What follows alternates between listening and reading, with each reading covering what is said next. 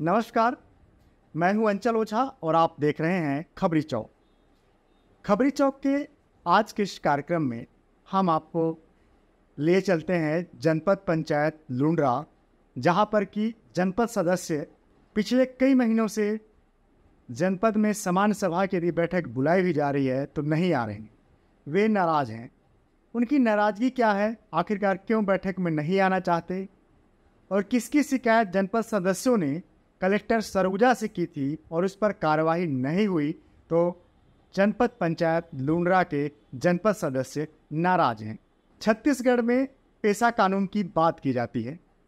छत्तीसगढ़ सरकार ने कुछ समय पहले कहा कि हमने छत्तीसगढ़ में नया पेशा कानून लागू किया है और इस कानून के लागू होने के बाद आदिवासियों को कई सारे अधिकार मिल गए हैं। सरगुजा जिले से अंबिकापुर के विधायक टी.एस. सिंहदेव जब पंचायत विभाग में मंत्री थे तो उन्होंने विभिन्न जिलों का, विभिन्न संभागों का दौरा किया और पेशा कानून कैसे बेहतर तरीके से बनाया जा सके इसके लिए राय मशवरा किया। कई लोगों से बातचीत की, कई समाजों से बातचीत की। वहीं इसी जिले से खाद्य मंत्री हैं अमरजीत भगत, जो आदिवासी समुदाय से आते हैं। वहीं लुंड्रा से, जो लुंड्रा विधानसभा क्षेत्र है, वहाँ से विधायक हैं डॉक्टर प्रीतम राम, जो कि आदिवासी समुदाय से आते हैं। इन सब के बावजूद सरगुजा जिले के लुंड्रा जनपद पंचायत के आदिवासी जनप्रतिनिधियों की सुनी नहीं जा रही। हमारे पास जो दस्तावेज मौजूद हैं वे यह बताते हैं कि 26 दिसंबर 2023 को लुंड्रा जनपद पंचायत के सदस्यों ने एक सामूहिक आवेदन सौंपा कलेक्टर सरगुजा को और उन्होंने उस आवेदन में कई तरह के आरोप तत्कालीन प्रभारी जनपद सीओ एस.एन. तिवारी के ऊपर लगाया। आवेदन को आप देखेंगे तो यह पाएंगे कि उसमें जनपद सदस्यों ने जो आवेदन लगाया है उसमें साफ साफ लिखा है कि केंद्र सरकार एवं राज्य सरकार की कई ऐसी योजनाएं जो अब बंद हो चुकी हैं, जिसकी राशि शेष थी, उस राशि का दुरुपयोग किया गया है। उस राशि से ऐसे निर्माण कार्य किए गए हैं जहां पर निर्माण तो नहीं बल्कि लिपापोती की गई है और पैसे का आहरण कर लिया गया है। जनपद सदस्यों ने कलेक्टर को दिए गए आवेदन में यह भी आरोप लगाया है कि इन कार्यों के बारे में न तो किसी जनपद सदस्य को कोई जानकारी है, न ही जनपद पंचायत की समान सभा में कभी ऐसा प्रस्ताव लाया गया। जनपद सदस्यों ने कहा कि यदि जनपद पंचायत के समान सभा में यह प्रस्ताव लाया जाता और इसके बाद काम किया जाता तो कम से कम हम यह तो मानते कि यह हमारी जानकारी में है। लेकिन इसके बावजूद जब जनपद सदस्यों ने दिसंबर 2022 में शिकायत की, तब से लेकर आज तक कलेक्टर सरगुजा ने उस शिकायत के बाद कोई कार्यवाही नहीं की। न तो कलेक्टर सरगुजा ने जनपद सदस्यों की बातों को लेकर राज्य सरकार को कोई पत्र लिखा, न ही जिला पंचायत सरगुजा को जांच के आदेश दिए, न ही कमिश्नर सरगुजा को यह लिखा कि ऐसा ऐसा मामला है, जनपद सदस्यों की यह शिकायत है, इस पर क्या किया जाए। कलेक्टर सरगुजा की यह चुप्पी बताती है कि कहीं न कहीं जनपद पंचायत लुंड्रा के सीओ को उनका संरक्षण है। अब आप देखिए कि दिसंबर 2022 में जिस जनपद सीओ की शिकायत होती है, जो कि उस समय जनपद पंचायत अंबिकापुर में प्रभारी सीओ के तौर पर थे, कुछ समय के बाद उन्हीं को वहां पर स्थायी सीओ के रूप में नियुक्त कर दिया जाता है। अब ऐसा तो नहीं है कि कलेक्टर सरगुजा को इस आवेदन की कोई जानकारी ही नहीं होगी।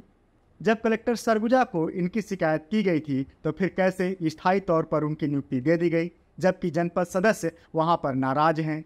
जब हम पेशा कानून की बात करते हैं, जब हमारी छत्तीसगढ़ की सरकार, भूपेश बघेल की सरकार आदिवासियों के हक की बात करती है, कहती है कि हम आदिवासियों को हक दे रहे हैं, आदिवासी भाइयों के लिए कई योजनाएं बना रहे हैं, कई कानून बना रहे हैं, तो कहीं ना कहीं इस तरह के शिकायतों के बाद कोई कार्रवाई नहीं होना सरकार के कथनी और करनी की ओर इशारा करते हैं कि सरकार कहती कुछ है और करती कुछ है। आदिवासियों के नाम पर केवल नियम कायदे बनाए जाते हैं, योजनाएं बनाई जाती हैं, लेकिन भ्रष्टाचार कोई और करता है। आदिवासियों के नाम पर भ्रष्टाचार कर अपनी जेबें भरते हैं, लेकिन जब इसकी शिकायत होती है तो कोई सुनता भी नहीं है।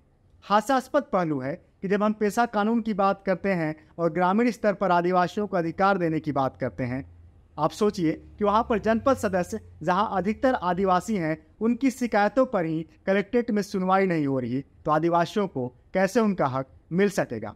जो शिकायत की गई थी, उस शिकायत में कुछ कार्यों का भी उल्लेख है जो कि बंद पड़ी योजनाओं से की गई, जिसमें यह उल्लेख है कि ग्राम पंचायत रीरी में 30 लाख का काम किया गया, ग्राम पंचायत ककनी में 10 लाख का काम किया गया, ग्राम पंचायत किरकीमा में 10 लाख का काम, ग्राम पंचायत नागम में 10 लाख का काम, ग्राम पंचायत उर्दरा में 6 लाख का काम, ग्राम पंचायत सुमेरपुर में 18,84,000 का काम, ग्राम पंचायत रीरी में 10 लाख का काम, ग्राम पंचायत जरहाडी में 9,20,000 का काम, ग्राम पंचायत लुंड्रा में 3,50,000 का काम।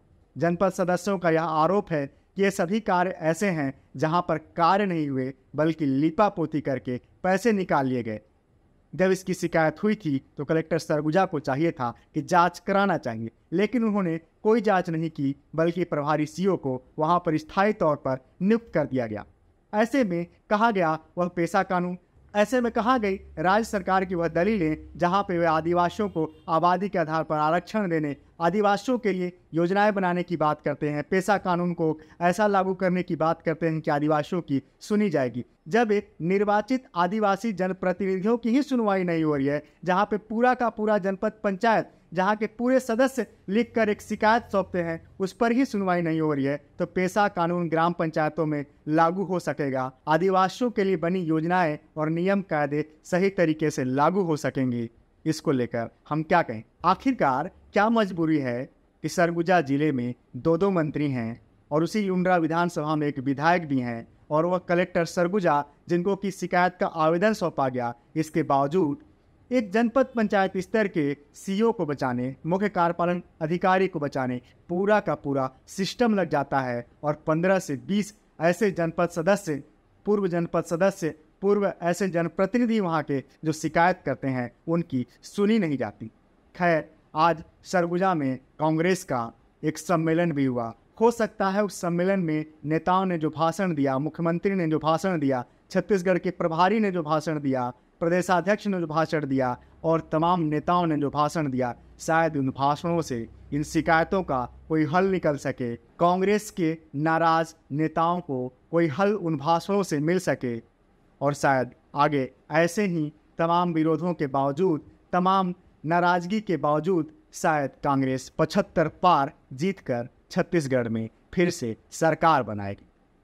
आप देखते रहिए खबरी चौक। खबरी चौक के अगले एपिसोड में हम आपको बताएंगे कि कैसे केंद्र सरकार की बंद हुई योजनाएं, राज्य सरकार की कई बंद हुई योजनाओं के बचत राशि से जिला पंचायत सरगुजा वेतन बांट रहा है, और वह भी 1000-2000 वेतन नहीं, बल्कि करोड़ों में वेतन बांट चुका है। आप देखते रहिए खबरी चौक। मुझे दीजिए इजाज़त। नमस्कार।